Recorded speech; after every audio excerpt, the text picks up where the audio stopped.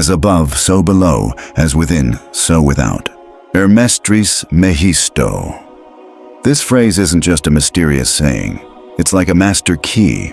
It opens the door between what we see and what we don't, between the tiniest atom and the vast galaxy, between our cells and the universe. When you truly get this idea, you realize the human body isn't just a random bunch of bones or biology controlled by gravity and chemistry. Instead, it's a conscious temple, a small version of the universe where the same forces that guide stars and space also flow inside us. So, if you're holding this book, you're not just reading another anatomy guide or a list of quick self-help tips.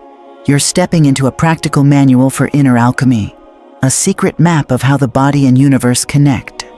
This book shows how the power of words shapes matter. Hermetic teachings say everything starts with a thought. Words come before form and give it life. In the beginning was the Word. That idea is echoed today in metaphysics, like when Joseph Murphy says the subconscious mind silently turns our mental pictures into reality. But most people ignore this truth. They talk about sickness, fear, and lack, without realizing that their words act like commands. Their bodies remember deeply. Their organs listen and react. Blood thickens with stress. Lungs fill with anxiety. Hearts beat with guilt. By ignoring the miracle of words, they turn those same words into poisons instead of medicine. This book, Speak to Yourself, invites you back to the lost art of the living word. It doesn't promise instant fixes or magic rituals. Instead, it guides you to consciously shape your inner world through words. Each chapter builds like steps in a pyramid, showing how the mind talks to the body and how your intentions influence your biology. We start with a simple idea. The body can change and responds to your state of mind. If your thoughts are chaotic, your body gets confused. If your thoughts are calm and ordered, your body follows. Stories here show how people healed. A stiff back became flexible through peaceful commands. A heart found direction through gratitude. Skin renewed itself by embracing self-worth. This isn't superstition, it's cause and effect. But don't expect repeating words alone to erase years of negative thinking. Hermetic wisdom says real change needs lived experience and practice. That's why the book offers daily routines, prayers before sleep, breathing exercises, morning affirmations, and quiet moments to clear your mind. Each practice is based on a deeper idea. Words are vibrations. Vibrations create patterns, and those patterns influence your body's fluids, hormones, and nerves. Spoken words shape your physical self, like a mold shaping clay. With patience, this can change your body chemistry, posture, blood flow, even your skin. Mystics don't reject science, they go beyond it. Modern research shows that repeated thoughts shape our brain and immune system. Epigenetics proves our beliefs can switch genes on or off. Nothing here breaks scientific facts. It adds a layer of meaning because an electrical signal triggered by fear isn't the same as one triggered by joy, even though both travel through the same nerves. Fear destroys, joy heals. By pairing emotions with words, you choose which energy runs through your body. Hermes said humans are sleeping gods in clay, learning to wake up. This book is a call to wake up, saying the body is a student and the mind its teacher isn't just a metaphor, it's real. Your body takes every thought as a lesson in life or death. When someone says, "I'm exhausted," they're writing that sentence into their bones every day. Saying, "I am strong like gold," calls atoms to line up in strength and light. Saying, "I'm suffocating," tightens the lungs. Saying, "I breathe life," opens them wide like glowing spheres. This is the Hermetic idea that everything is mental, including the body.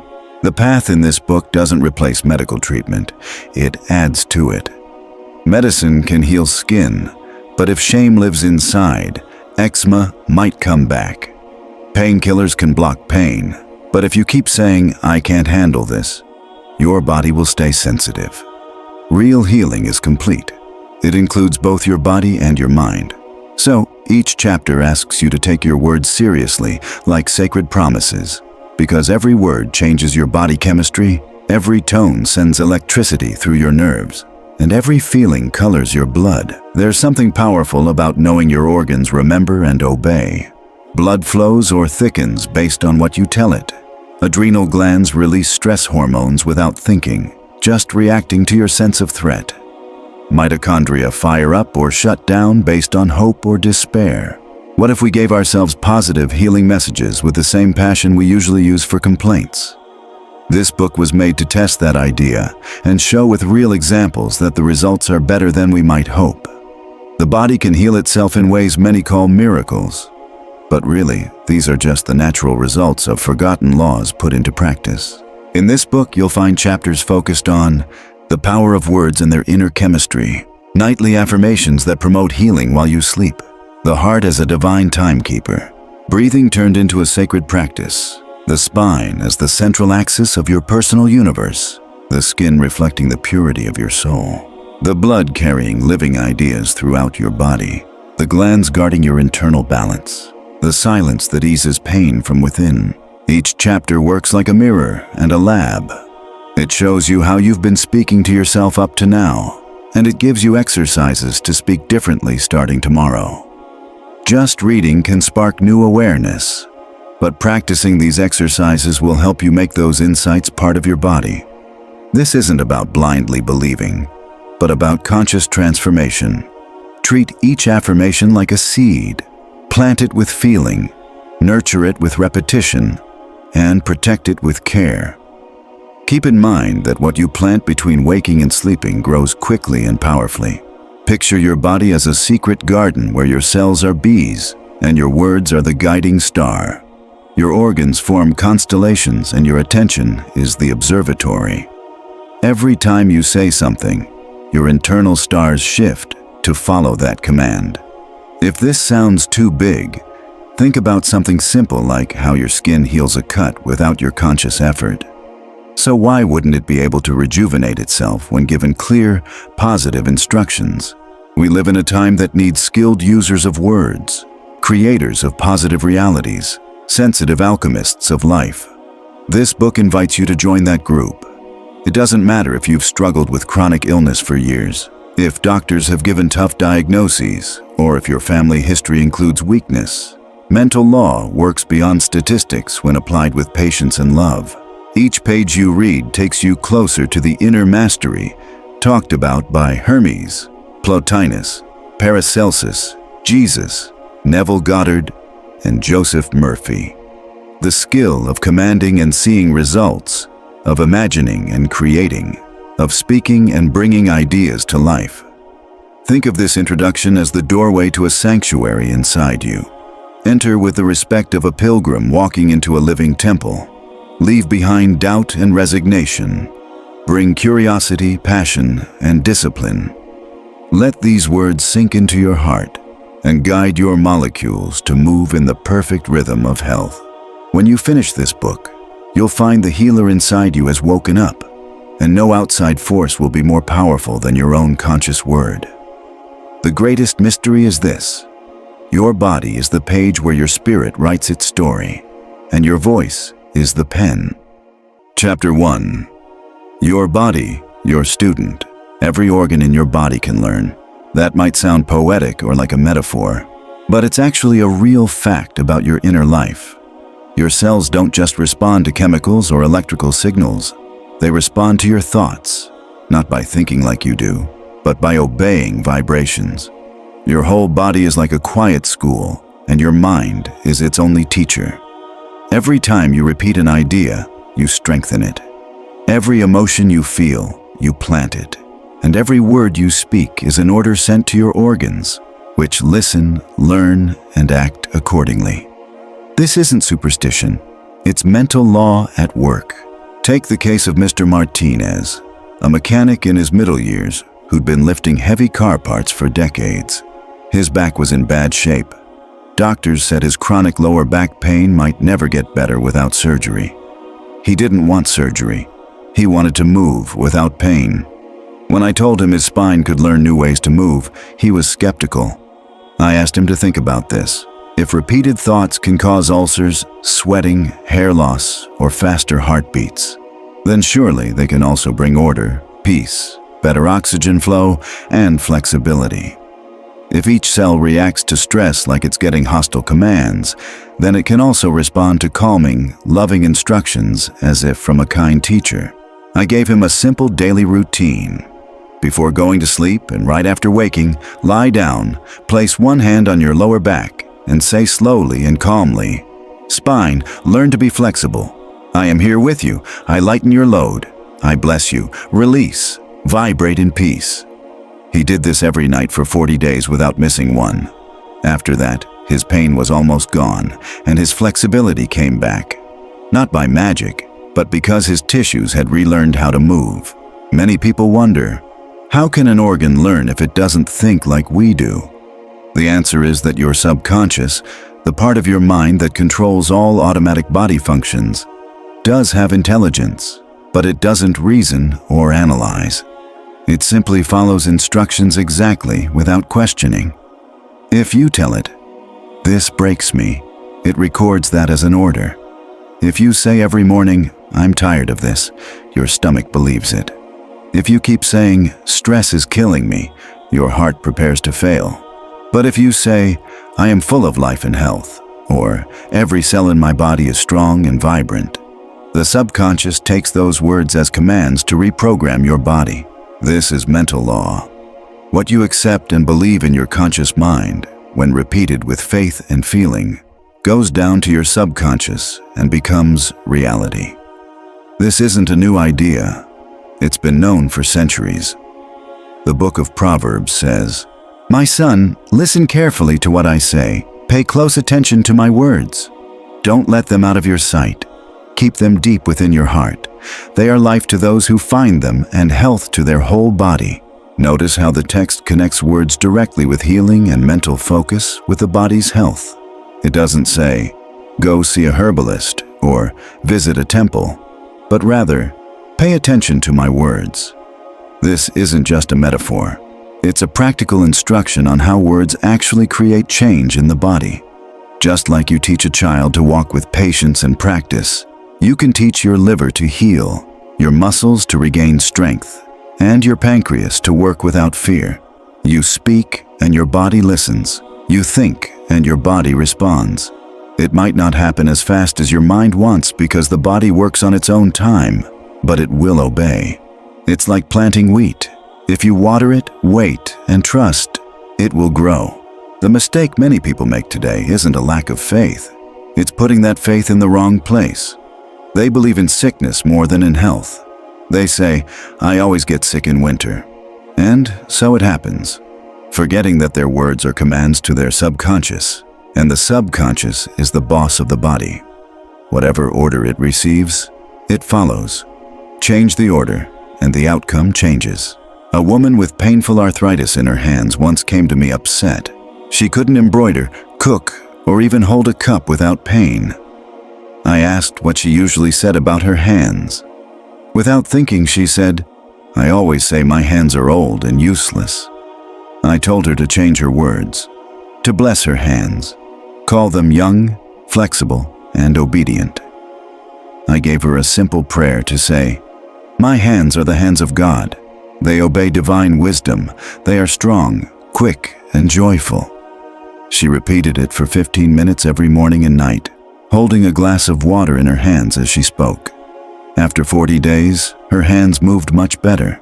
After 90 days, she was back to her crafts.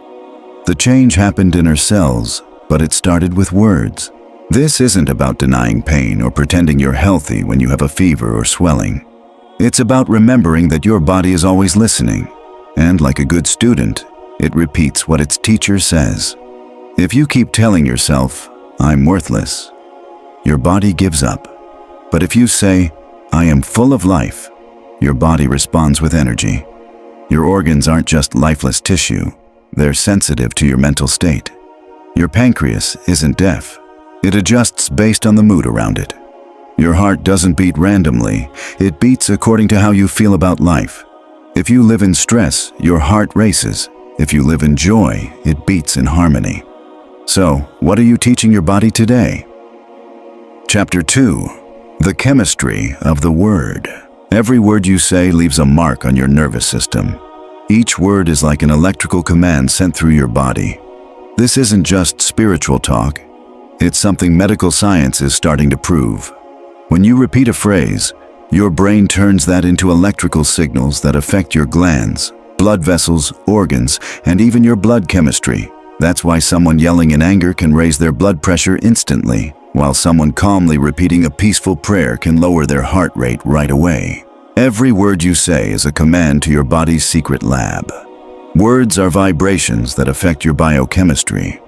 So when people constantly say things like, "This makes me sick," "I hate this," or "This gives me chills," they're unknowingly triggering their body to produce the chemicals that cause those feelings. If these negative phrases become habits, the body starts living in that state. Hormones get out of balance. Adrenal glands react to stress like real danger.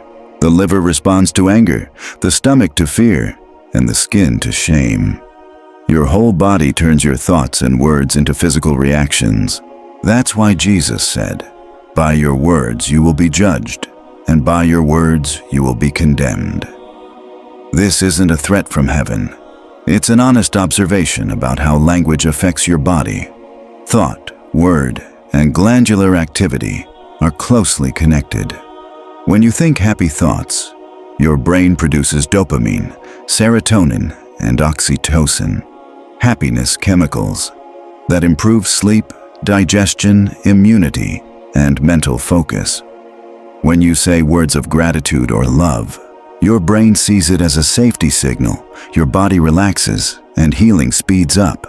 But negative or hostile words, even if said without meaning, raise stress hormones, weaken immunity, and cause inflammation. In other words, your daily talk can be medicine or poison. It depends on what you choose to say. For example, Ricardo, a young man with chronic stomach inflammation, tried many medicines with little success. When we talked, I noticed he often said, "This tears up my stomach, I swallow my anger, and I can't digest what's going on at home." I told him each of those phrases was like giving his body acid to obey. I asked him to put his hands on his stomach when he felt discomfort and slowly say, "My stomach is calm. My digestion is perfect. I take in everything peacefully. I release, I flow, I balance." At first it felt strange to him, but he tried. 2 weeks later, he felt much better. After a month, he stopped taking antacids. What changed wasn't his diet. It was his internal conversation. The words that triggered stress were replaced by words that encouraged healing. Language has power because it directs your attention, and attention is the channel through which energy flows. Where you focus your attention, blood flow, oxygen, and repair follow. If you focus on one part of your body with a repeated phrase, that part will respond. That's why prayers focused on a specific part of the body can actually bring real changes. What's often called the placebo effect is really just faith put into words, working through chemistry. For example, a man who prays, "My heart beats with perfect rhythm," sends a message that the parasympathetic nervous system reads as a command to bring the heart into balance. What happens next isn't magic. It's the body naturally responding to that clear mental instruction. This idea doesn't reject modern medicine. It complements it, because where medicine can't reach, the power of words can. Sometimes medicine controls symptoms, but healing starts with changing your inner dialogue. Someone might take anxiety meds forever but never fully heal. Yet if they change how they talk to themselves inside, they can calm their system without drugs. Words activate brain networks that steer the body's reactions. When words are positive, they help the body heal. When repeated with belief, they create real change. When spoken with feeling, they become medicine. That's why you need to watch not only what you think but what you say, because your words become chemistry inside you, and that chemistry shapes your health. A woman once told me she had bad migraines. I asked what she said about herself. She said, "I'm a ticking time bomb." Saying that so often had trained her nervous system to tighten blood vessels whenever she felt pressure. I asked her to change to this. "I am calm and open. Energy flows through me like a peaceful river." 3 weeks later, Her migraines eased. After 2 months, they were gone. This wasn't just positive thinking. It was her brain chemistry changing because of steady, healing language. Your body is like a lab, but it's not random. It listens to its chief chemist, your spoken thoughts. Words are vibrations your body reads. Gentle words create endorphins. Fearful words produce adrenaline. You choose what you make every time you talk to yourself. That's why prayer isn't just religion. It's a biochemical action. When you say, "God is in me and His health flows through me," you change your blood chemistry, and that blood carries the message to every cell. No organ misses the prayer. No tissue ignores the vibration of your words. No system doesn't respond. No molecule stays unaware of what you say about yourself. People take pills to calm down but keep saying negative things that make them sick, and then wonder why their body reacts the same way. But if you start using new, positive, health-focused words, your body will respond just as fast, but in a good way. Negative emotions like anger and fear feed illness. Positive hormones like dopamine and serotonin nourish health. You decide your path by what you put into your mind and mouth. Now repeat after me with intention. My words are healing. My voice brings health. Everything I say nourishes my body. Make this your daily mantra. Say it when you wake up, while you walk. Use your words like tools of light, peace, and wisdom. You don't need to wait for miracles outside yourself. The miracle is in your voice. Chapter 3. Nightly Orders to the Subconscious. There's a special moment every day when your subconscious is most open, right before you fall asleep, between your last conscious thought and the first wave of sleep. New Thought Science calls this the golden hour of the soul. What you plant in that moment will grow. While you sleep, your conscious mind rests, but your subconscious stays active, working exactly on the last instructions you gave before turning off the light. If you sent it fear, it plays scary scenes. If fatigue, it deepens tiredness. But if you give clear orders for healing and renewal, your body treats those as commands and begins to repair. The secret is to use that moment intentionally. The subconscious isn't some mysterious place deep inside. It's the part of you that controls all vital functions, making proteins, rebuilding tissues, balancing hormones, digesting food, breathing, circulation, even sleep itself. It never stops, gets distracted, or judges. It just acts, but it needs clear instructions delivered with strong emotion. That's why the words you say as you fall asleep are so powerful. Your subconscious takes them as direct commands to act on, immediately and without question. At night, your mind doesn't follow logic. It reacts to the images you give it. Those images turn into chemistry, movement, healing, or blockage based on what you feed your mind.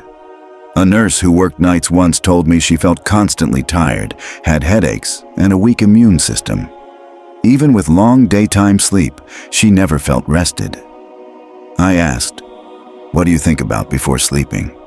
She said, "I think I'm worn out, like my body can't take it anymore, and I hope I die in my sleep." I asked her to change that thought pattern. I suggested this simple prayer, repeated for 3 minutes before sleep. Now I sleep in peace. God's power renews me. Each cell is filled with light. Each organ heals itself. I will wake strong, healed, and joyful. She wasn't excited at first, but did it consistently. 2 weeks later, she felt better. After 2 months, she cut back on medications and regained energy. Nothing outside her changed. Everything changed inside. The instructions changed, and so did the results. No complicated rituals, just a simple phrase said with faith before sleep. Your body picks up on the orders you give it, and your subconscious turns those into automatic actions. At night, your body becomes a lab for healing and restoration. The ancient Hebrews knew this when they sang their nightly psalms. Eastern sages called it samadhi, and modern science confirms it by showing how thoughts before sleep change brainwaves, melatonin levels, and immune function. This isn't magic. It's practical spiritual physiology. What you tell yourself at night, your body starts doing by morning. But your words before sleep must be positive, in the present tense, and clear. You can't say, "I don't want to be sick," because the subconscious doesn't understand no or don't. Saying, "I don't want pain," actually focuses on pain. Instead, say, "I'm thankful for my rest. Every part of me relaxes. My mind is calm." The subconscious simply obeys. It doesn't judge. Many people carry worries to bed, bills, fights, sickness, and then wonder why they wake up tired, cranky, or sick. The answer is simple. They gave their subconscious a script for damage, and it acted on it exactly. Change the script. Send your body images of health, order, and life, and your body will respond with real, measurable results. You don't have to believe in the spiritual side. Biology follows strong emotions, and strong emotions come from repeated words. A 60-year-old widow told me she whispered every night, "Why keep going?" That phrase alone weakened her immune system, caused anemia, loss of appetite, and constant depression. I asked her to try a new phrase. "I keep going because there is still light. I keep going because life needs me. I keep going because I am healing." She cried at first, but her subconscious didn't judge her tears. It obeyed. After a few months, her energy and peace came back. She said, "It felt like my body was responding to a voice I didn't know I had." That voice is yours. It programs your system, and when repeated at the right time, it works better than any pill because it heals from inside out. It doesn't just cover up symptoms, it fixes the root causes. That's why bedtime is sacred. It's when control shifts from your conscious mind to your inner healer, and that healer follows your orders. If you give it orders for life, it creates life. If you give it orders for decay, it follows decay. So make bedtime a health ritual. Choose your words carefully. Say them slowly. Close your eyes with gratitude. Imagine light flowing through your body and talk to your nervous system like a trusted friend. "Thank you for this day. Thank you for this body. Thank you for the health growing in me as I sleep." Then, stay quiet. Let your subconscious hold that message like a seed, trusting it will grow while you rest. You don't need to understand how enzymes work or how tissues heal. You just give the right command, and your body does the rest. This is how we're designed. You plant the word, the subconscious follows, and your body transforms. Chapter 4. The Heart That Listens. Your heart isn't just a muscle or a pump pushing blood like a machine. It's a sensitive receiver, one of the organs most tuned to your feelings and thoughts. Your heart rate isn't fixed or random. It's a direct reflection of your mental state. Every thought, emotion, and repeated word affects your heartbeat. If you live in fear, your heart shows fear. If you speak with anger, your heart beats angrily.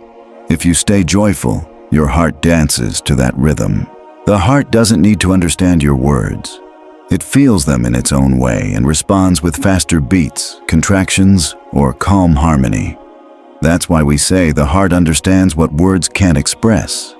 It's connected directly to your subconscious, which reacts to the vibration of your feelings and words. Over the years, I've received many stories from people who managed or reversed blood pressure problems. Not with pills, but with prayer, visualization, and affirmations. One powerful example was Mr. R, a 68-year-old retired accountant with high blood pressure for over 10 years. Doctors gave him many medications, but they didn't help much and caused side effects. When I talked with him, I learned he believed, "My heart is tired of living." Saying that over and over sent his subconscious a command to feel worn out. I gave him a new approach. Talk to your heart like you would to a child, with kindness and firm love. Every night he placed his hand on his chest, closed his eyes, and repeated for 5 minutes. "My heart beats in peace. My heart has a divine rhythm. I hear the melody of life in its pulse. Thank you for your loyalty. Thank you for your strength. We are well." He imagined a calm metronome ticking softly. He didn't force it or judge, just watched and repeated. After 3 weeks, his blood pressure steadied. After 3 months, with doctor's approval, he cut his meds in half. This wasn't magic. It was retraining his heart through steady, loving instructions that his subconscious obeyed. By changing his feelings about life, his heart stopped fighting and started dancing in harmony. Research now shows the heart's electromagnetic field is much stronger than the brain's. This field reaches beyond the body and acts like an antenna, picking up emotions, thoughts, and consciousness. When you think in anger, the field becomes chaotic. When you think in gratitude, it becomes calm and orderly. That order affects blood pressure, oxygen flow, digestion, and immunity. All of this can be changed by the feelings you hold, and those feelings come from the words you say. That's why picturing your heartbeat as a divine metronome works so well. Rhythm, when seen, felt, and called on, brings order to chaos.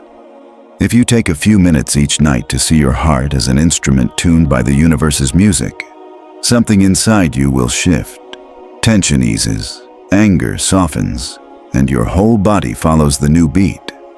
This isn't fantasy. It's the science of attention. What you love harmonizes, what you ignore hardens, what you fear throws things off balance. So think of the heart not just as a romantic symbol, but as an organ that can learn and respond. A loyal student of your thoughts.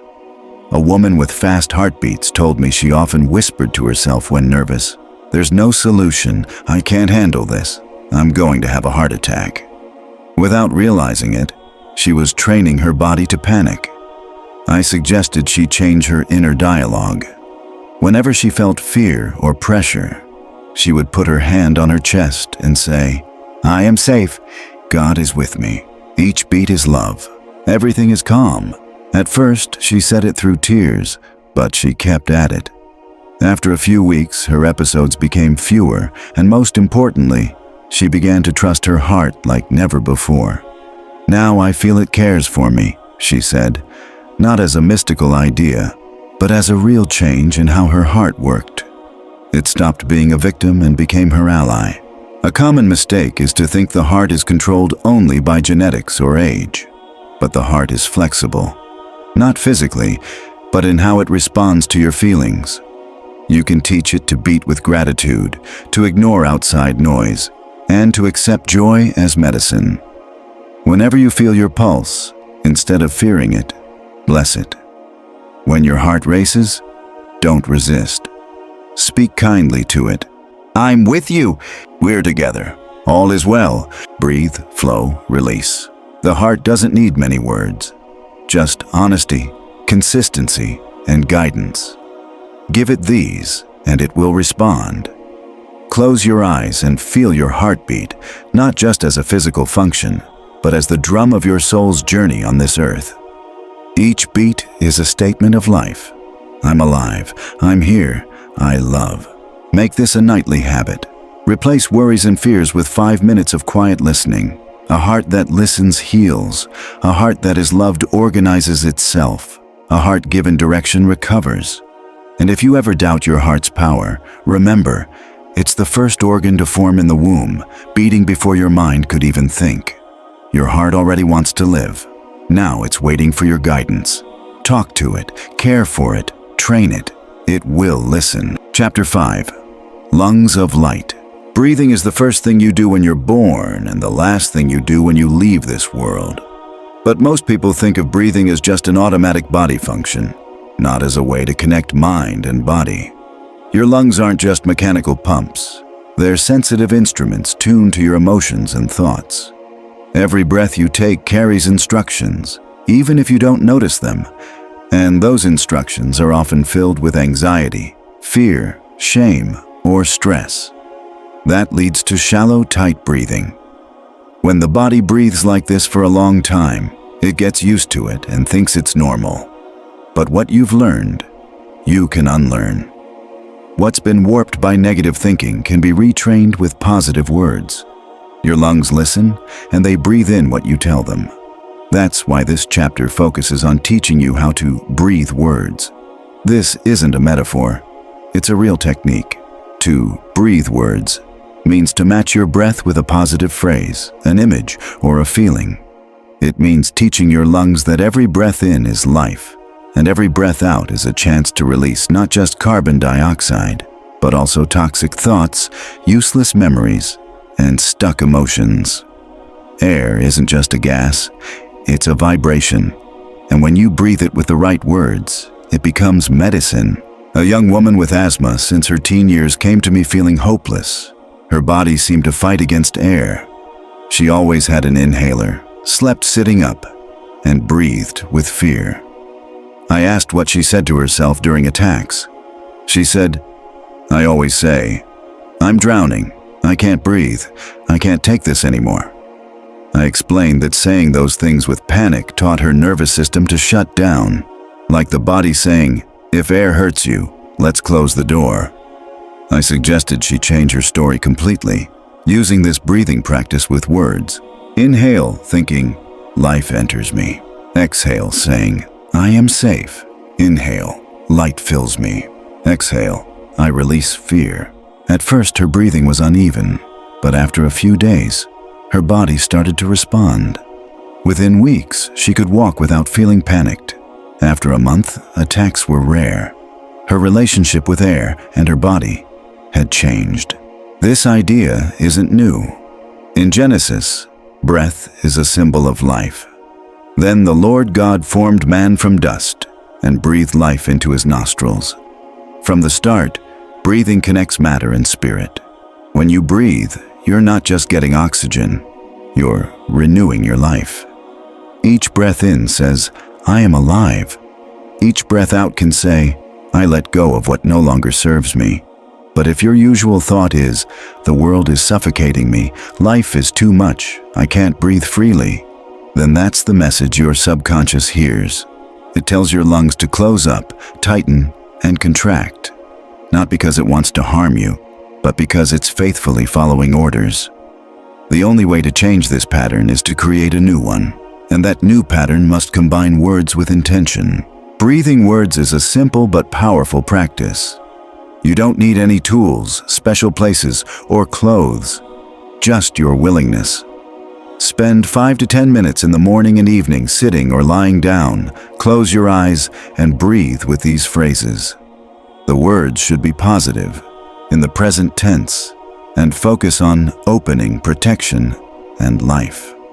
Here are some examples. Inhale peace, exhale tension. Inhale health, exhale fear.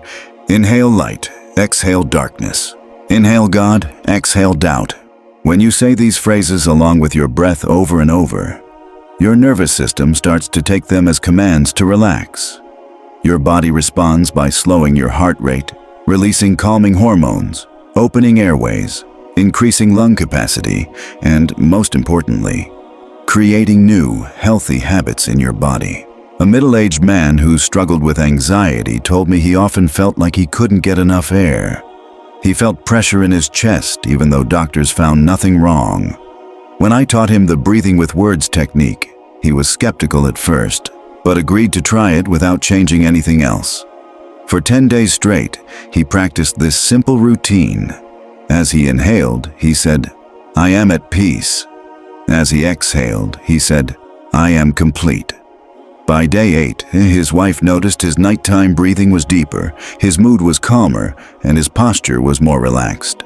After 3 weeks, his anxiety attacks were cut in half. By 5 weeks, his body had learned a new way to breathe. Once again, words were the medicine. No organ reacts to thought faster than the lungs. They're directly exposed to the outside world and respond within milliseconds to emotional signals. That's why panic attacks often start with shortness of breath. The body senses danger and shifts into fight or flight mode, changing how you breathe. If this pattern continues, it becomes normal. But if you interrupt it with conscious breathing and spoken words, your system balances itself, and your lungs relearn how to breathe without fear. Right now, imagine your lungs as 2 glowing spheres of light. When you breathe in, see them expanding with a golden glow. When you breathe out, picture them releasing a gray cloud filled with everything you don't need anymore. Say simple phrases like, "Thank you for the air," Thank you for life. Thank you for this moment. You don't need anything complicated. Just keep doing this regularly. Each time you practice, you teach your lungs to connect breathing with joy, not struggle or stress. When your mind accepts that air is a gift, your body opens up like a garden after the first rain. It blooms and grows. Your lungs are more than just organs. They're temples where the energy that sustains you flows. Speak to them and they listen. Bless them and they open. Teach them with living words and they return calm and peace. Never say again, "I can't breathe." Instead say, "Divine breath flows through me." Stop saying, "Life suffocates me." Declare, "Each breath connects me to God's peace." Change your words and your breathing will change. Change your breathing and your life will change. Chapter 6, The Golden Column. Your spine is the main support of your body, the inner pillar holding up everything you are. It's not just physical support, but also an emotional and mental bridge. When we say someone bends under life's pressures, it's more literal than you think because your spine listens to your inner thoughts. It stores emotions and turns repeated beliefs into tension or flexibility. If you live in guilt, your spine rounds forward. If you're worried a lot, your upper back tightens. If you carry heavy burdens, your lower back gets inflamed. This isn't random. It's natural law. Your subconscious hears ideas like, "I can't handle this breaks me," or "I must endure," and sends signals to your nervous system that tighten your back muscles. That's why healing your spine doesn't start with massage, surgery, or medicine. It starts with changing your words and your mindset. Your posture isn't just about how you hold your body, but how you carry life. If you see yourself as weak, your spine will follow. If you think of yourself as fragile, your spine will reflect that. But if your thoughts are strong, if your inner voice says you are steady and upright, your spine will respond by straightening and opening up. Because it learns, listens, and like every organ, is a student of your mind. A 45-year-old architect came to me with lower back pain lasting 6 years. He'd tried physical therapy, acupuncture, stretches, and exercises with no lasting relief. He told me, "I feel like I'm carrying my whole family's weight on my back." I said, "That's exactly what your spine is doing." I gave him this picture. Have you ever seen a cathedral collapse because its foundation was weak? Your body is a cathedral, and you're the architect shaping it every day with your thoughts. I suggested he practice this daily. Sit up straight, close his eyes, and say, "My spine is strong, it's steady, it's flexible, it's God's column in me. Nothing bends it, nothing weighs it down, nothing crushes it. It is free." As he spoke, he imagined each vertebra as a glowing block perfectly aligned. After 2 weeks, his pain was much less. After 2 months, his posture and movement had improved. Not because gold replaced his bones, but because the idea of a strong divine column replaced the idea of burden, and his body followed. Your spine is more than bones and cartilage. It's the center of your energy field. It carries nerve signals and mental vibrations. Eastern traditions call these energy channels nadus. Western science talks about the spinal cord and sympathetic nerves. The truth is the same. Your mind state shows up in your back. Someone emotionally hunched will suffer physically. So think of your spine not as a heavy load, but as the mast of a sacred ship, the upright pole holding a noble structure, the path where your higher mind connects to your body. A woman who cared for her sick mother for over 10 years came to me with chronic pain in her lower and upper back. She said, "I'm everyone's support. No one helps me. It's tearing me apart." When I asked how she pictured her body, she described herself as a cracked wooden beam. I told her to replace that image with a smooth, shining white marble column, strong and unbreakable.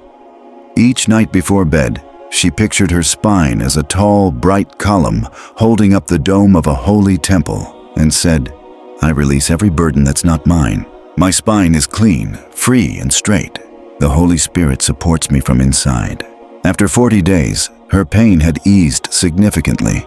Her body no longer carried what wasn't hers because her mind let go. People often take on emotional burdens that aren't theirs, and their subconscious turns those into muscle spasms, stiffness, and nerve problems. Your back doesn't fail without reason. When your soul is tense, your back shows it. But the opposite is true too. When your mind frees itself and your soul relaxes, your back regains strength. And that strength comes not from outside help, but from your own inner words. Now, picture your spine as a living, glowing column of gold. Feel each vertebra like a letter in the story of your life. Each disc a thoughtful pause. Each segment held up by divine wisdom. Say clearly, I do not carry. I do not endure. I do not bend. I live with strength and dignity. I am a sacred column. Saying this prayer every day, while visualizing and feeling your body, can improve your posture, reduce pain and inflammation, and increase mobility. That's because the spine doesn't just follow age, it follows the image you have of it. You can change that image at any time. Many people wait for their body to straighten out without changing the mental patterns that cause it to bend. That's like expecting a crooked house to fix itself without rebuilding the foundation. The good news is, you can rebuild those foundations with new thoughts, positive words, and a higher vision. Gold doesn't break, and you deserve to live with a golden spine. Chapter 7. Skin, Mirror of the Soul. Your skin is your body's largest organ, the living border between you and the world. It's the surface that shows what's happening inside and outside. Skin is sensitive not only to touch, but also to your feelings, stress, and how you see yourself. Many people think skin problems come only from hygiene or genetics, but they miss a key fact. The skin reacts directly to what your soul carries, not just symbolically, but as a real physical response. Conditions like eczema, hives, rashes, psoriasis, rosacea, and acne can often be rooted in emotional messages your subconscious turns into skin reactions. Your skin is more than a barrier. It's like a screen showing what your subconscious is projecting. The subconscious doesn't hide its struggles. It expresses them. If it can't speak through words, it uses images, dreams, pain, or illness. With skin, these expressions often relate to identity, connection, rejection, or self-worth. If you don't feel comfortable in your skin, you may develop skin issues. If you feel attacked, dirty, exposed, or unworthy, your skin might show exactly that. Your body doesn't create random symbols. It reacts faithfully to your strongest beliefs. So, your skin is where your inner self becomes visible. It listens to what you think of yourself and follows those thoughts. I remember a young woman who had psoriasis since she was 13. Her skin flaked with red patches, mostly on her arms and neck. She had tried steroid creams, light therapy, special diets. Things helped for a while, but the outbreaks always came back. When I asked how she felt when she looked in the mirror, she said without hesitation, "I think my body is disgusting, that no one will love me, that I look diseased." I pointed out that was exactly the message her subconscious was showing on her skin. Her body wasn't betraying her, it was following the program. I suggested a daily visualization and healing practice. Every morning, stand in front of the mirror, put your hands on the affected areas, and say, "This skin is sacred. This skin is clean. This skin is my divine garment. Only light lives here. I am pure. I am worthy. I am renewed." I also asked her to imagine her skin as a smooth, white cloth soaking up golden light with each breath. At first, she only moved her lips, but daily practice began to calm her emotions. And as her emotions settled, her body stopped the inflammatory cycle. After 3 months, her flare-ups had dropped by 80%. It wasn't about erasing the condition, but replacing it with a new inner story. Her subconscious got a new movie to play on her skin's screen. Modern medicine already knows skin reacts to stress. It gets inflamed when the nervous system is overactive and releases chemicals during threat. The next step is to realize that your inner language can change that reaction. Not with empty words, but with steady affirmations that send the opposite message. When your thoughts shift, your body's systems relax. When your systems relax, your skin shows softness, healing, and renewal. Your skin cells regenerate all the time, but how they do depends a lot on the messages they get, and many of those messages come from your mind. A middle-aged woman with eczema on her hands and face told me that every time she had to share her opinion, new lesions would appear. We found out that as a child, she'd been taught that speaking up was dangerous, that showing herself was wrong, and expressing herself was improper. That belief created a subconscious connection between being seen and being punished, and her skin reacted like an alarm.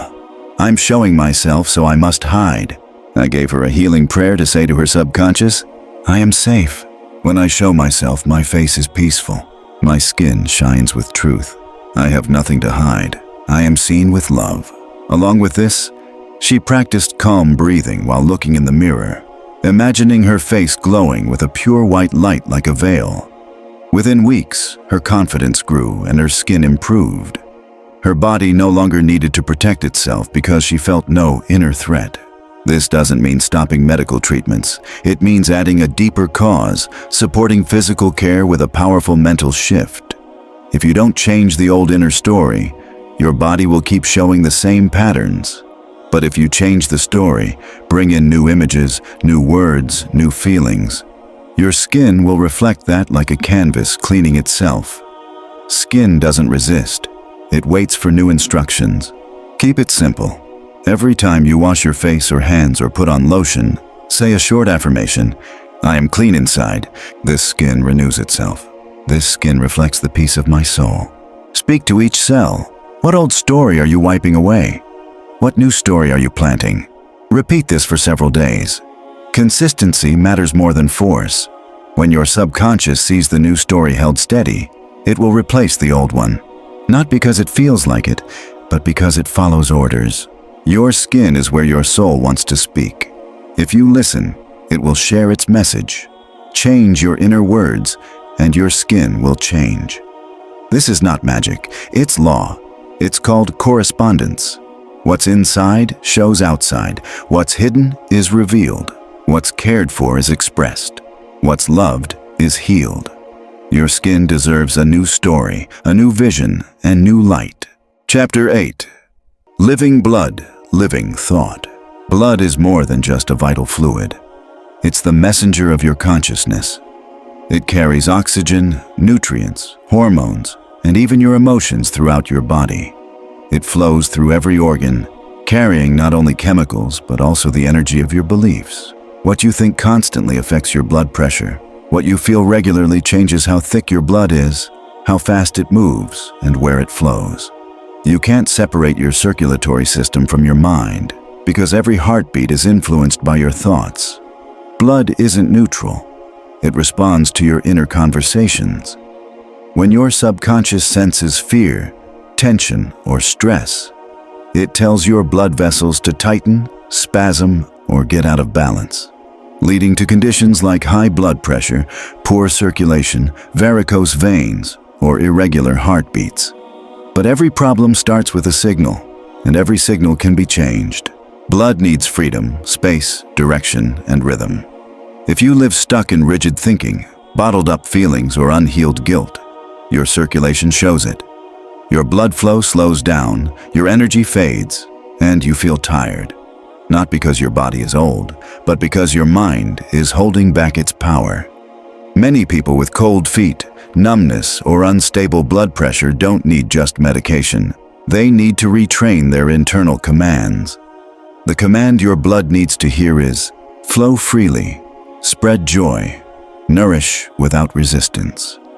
When your subconscious believes this, your arteries and veins will respond, because even blood listens.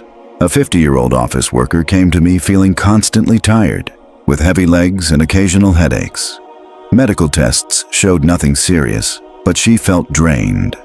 When we talked, I noticed she kept saying things like, "Nothing moves forward," "My life is stuck," and "I feel trapped." I explained that her words matched her blood's condition. Her circulation was blocked because her mind was blocked. I gave her a positive affirmation to say, "My blood is a living river. My life moves. I flow. I circulate. I advance. She repeated this 3 times a day and took 10-minute walks, imagining her body as a network of glowing rivers filled with calm, red light, bringing joy to every cell. After a few weeks, her energy improved, not because walking was magic, but because her mind now pictured freedom and her body responded. Your blood flow matches how your thoughts flow. When your mind is open to new ideas and positive feelings, your body reflects that with open, healthy vessels. But when your mind clings to old, stuck thoughts, or holds on to unspoken feelings for years, your blood behaves like traffic jammed on a highway, congested and pressured. Many heart and blood vessel diseases start long before doctors see symptoms. They start when the spirit stops moving. But this can be reversed. When you let go of resentment and become flexible in your thinking, your blood flows freely again. Blood pressure falls not from exercise alone, but because your subconscious stops sending tension signals. One man with mild high blood pressure told me he felt like he had to control everything. This constant stress made his heart work overtime and his blood flow under pressure. I gave him a simple phrase to say, "My blood moves with confidence. Nothing threatens me. Divine order flows in me." He pictured his body as a glowing network filled with calm red light. This helped change his feelings, and over time, his blood pressure dropped. It wasn't hypnosis, it was freedom. His subconscious got a new command, and his body obeyed. Again, the body doesn't act randomly. Blood doesn't thicken or stop without a cause, and it doesn't harm itself by choice. It reacts to signals from your nervous and hormone systems, which are directed by your mind. If you keep saying, "This makes me angry, my blood boils, I can't take it," you program your body for struggle and stress. But if you say, "My blood is peaceful and flowing, I am a channel of health, everything moves in harmony," your body's pattern changes, not because the words have magic power, but because they match a calm, clear mental state. And the subconscious always follows the strongest signal. You can do this exercise anytime. Close your eyes for 3 minutes and picture your blood as a bright red river flowing through your body, rising from your heart like a pure fountain, moving to deliver oxygen, nutrients, and joy to every organ. As you do this, silently repeat, "I release the red current. Nothing stands still. Everything flows. I am life in motion." By doing this, you send a direct command to your subconscious, replacing years of stuck, negative programming with an image of freedom. You're not just changing your blood, you're freeing your soul to flow. Your blood is alive. Your thoughts are alive. When both work together, health follows. Remember, mental blockages cause physical blockages. A free spirit means free circulation. The secret is to command, picture, and speak for your blood. Like every organ, it doesn't argue, it listens. Speak clearly, honestly, and consistently, and it will respond. Chapter 9. Glands, your internal fortune. Your glands are like your body's broadcasting stations. They don't work alone or just produce chemicals on autopilot. They actually translate what's happening inside your mind and emotions. The thyroid, adrenals, pituitary, pancreas, thymus, and gonads all listen closely to the feelings and thoughts you keep repeating. They're not independent actors. They respond exactly to the emotional climate you create inside. So, depending on what you tell them every day, they can be your invisible helpers or your worn-out workers. Their job goes beyond controlling metabolism, energy, and stress.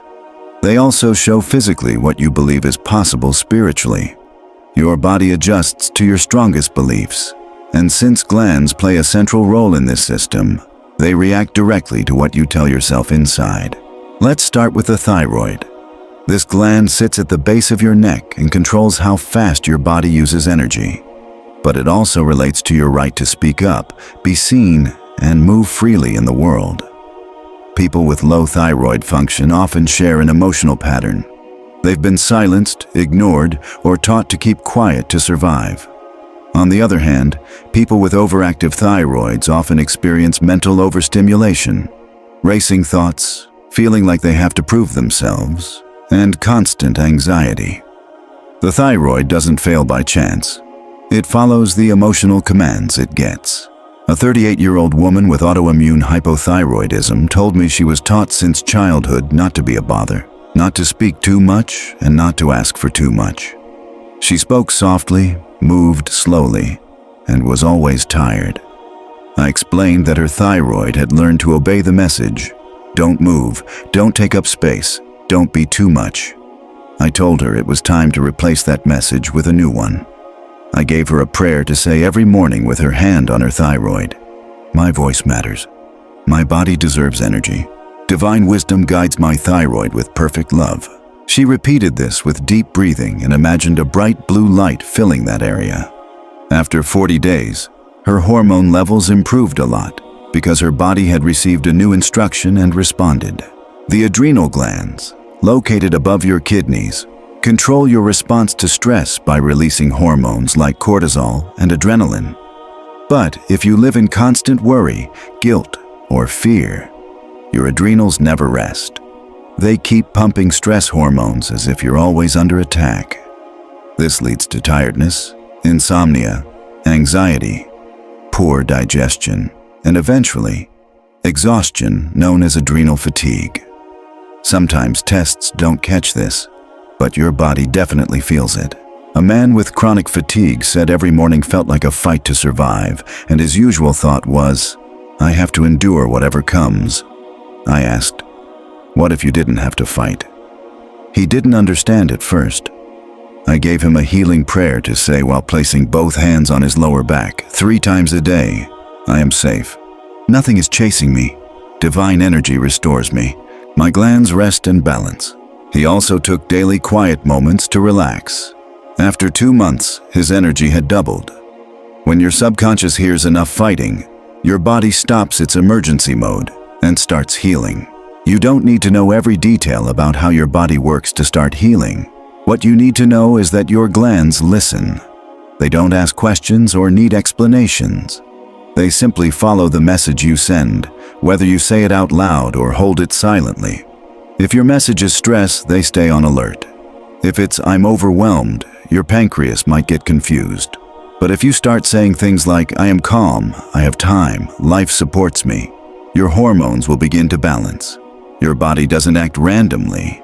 It acts on instructions, and your voice is the source of those instructions. Try this now. Close your eyes for a minute. Place your right hand on your neck and your left hand on your lower back. Breathe slowly and say quietly in your mind, thank you, thyroid, for managing my energy with wisdom. Thank you, adrenals, for protecting me and resting when it's safe. I don't exhaust, I renew. I am a fountain that never runs dry. Repeat this every day for at least 20 days without worrying about instant results. Consistency is what convinces your subconscious it's true. Saying something once without feeling won't change much, but repeating it with belief every day becomes a command. And your body, always loyal, will follow. Your glands are your body's hidden treasure, your internal fortune. How well they work affects not just your health, but your energy, mood, creativity, and will to live. And how well they work depends a lot on what you decide is normal. If you decide chaos, they work hard and fast. If you decide peace, they balance and rest. If you decide divine order, they align with your true design. They were made to support you, not break you. Now they're waiting for you to tell them clearly and confidently what kind of life you choose to live starting today. Chapter 10. Silence pain with your inner voice. Pain isn't an independent force. It's a message from your body saying something isn't right. But like any message, it can be understood, managed, and even retrained. The common mistake is to believe pain is something to obey passively or fearfully. However, many clinical cases show that physical pain can be lessened or even quieted through focused attention, words, and subconscious direction. This doesn't mean denying pain. It means realizing pain's intensity isn't fixed. With training, your subconscious can act like a mental anesthesia center, reducing or blocking pain signals without drugs. The key is to take control over the signals your body sends. Your nervous system responds exactly to the orders it gets from your subconscious. If your subconscious expects pain, it increases sensitivity. If it believes you're safe, it lowers pain. This isn't some mystical idea. It's real physiology. Dentists, surgeons, and doctors have reported cases where patients had procedures like tooth extractions or minor surgeries without chemical anesthesia. The pattern is the same. The patient replaces fear with a calm, clear mental command, supported by a steady emotional image. The body then blocks pain signals, releases natural painkillers called endorphins, and allows the procedure without suffering. This has been seen in hospitals, battlefields, remote tribes, and among those practicing focused prayer. For example, a young woman needing 3 wisdom teeth removed wanted to avoid traditional anesthesia because of a past allergic reaction. I suggested a mental program starting 5 days before surgery. Every night for 20 minutes, she lay down, closed her eyes, focused on her jaw, and repeated, "This area is numb. There is no pain, only pressure. I am safe. Everything is peaceful," while imagining a white light wrapping her jaw like divine anesthesia. During the surgery, she silently repeated the same phrases and felt only mild pressure. Her body followed the clear, calm instruction. This wasn't blind belief, but a clear message to her subconscious. This idea applies to any sudden pain. When your body sends pain signals, it's because it's learned to see certain triggers as threats. But if you add an inner voice that says, "I'm safe, I understand, I'm in control," your nervous system changes its reaction. Even young children feel less pain when comforted by a trusted adult. The secret is the authority of the message. If you speak to your body like a victim, it tightens up. But if you speak as a protector or mature guide giving firm commands, your body cooperates and the pain eases.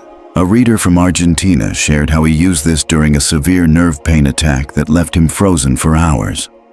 Instead of panicking or taking medicine, he sat quietly, breathed deeply, and repeated, "This body is mine. This pain is fading. This spot is calm. Everything is okay." He kept repeating this for half an hour, imagining the painful area wrapped in cool light. Gradually, the pain lessened, not gone completely, but enough to move, relax, and sleep. The next day, the pain didn't return, not because the method was magical, but because a trained mind can overcome even strong pain signals. This kind of mental training isn't new. Tibetan monks use it in body discipline. Yogis have practiced it for centuries. New Thought teaches it clearly. Your mind controls sensation. It's not about ignoring real pain, but controlling its intensity with your inner voice. Every time you repeat a calming phrase, you lower the emotional charge that makes pain worse. You activate your body's relaxation system. You tell your brain there's no danger. When the brain believes it, your whole body relaxes and eases the pain naturally. You can start today with a simple practice. Whenever you feel pain, even a little, stop yourself from exaggerating it with thoughts like, "This will kill me," or "I can't handle this." Instead, say, "I am safe. This feeling is passing. I am in control." Divine power soothes this area. Then breathe deeply, picture light surrounding the painful spot, and hold that image for a few minutes. Doing this regularly rewires your subconscious. Your body then releases natural painkillers as if you took medicine. But this time, the medicine comes from inside you. This doesn't mean you'll never need a doctor, but it means you have a powerful tool inside that can work with any treatment, help any healing, and reduce your suffering. If you take the role of teacher, pain becomes a warning, not a dictator. You can talk with it, calm it, and change how it shows up. Your mind has that power. Your words are the key. The silence of pain begins when you speak clearly, confidently, and with control.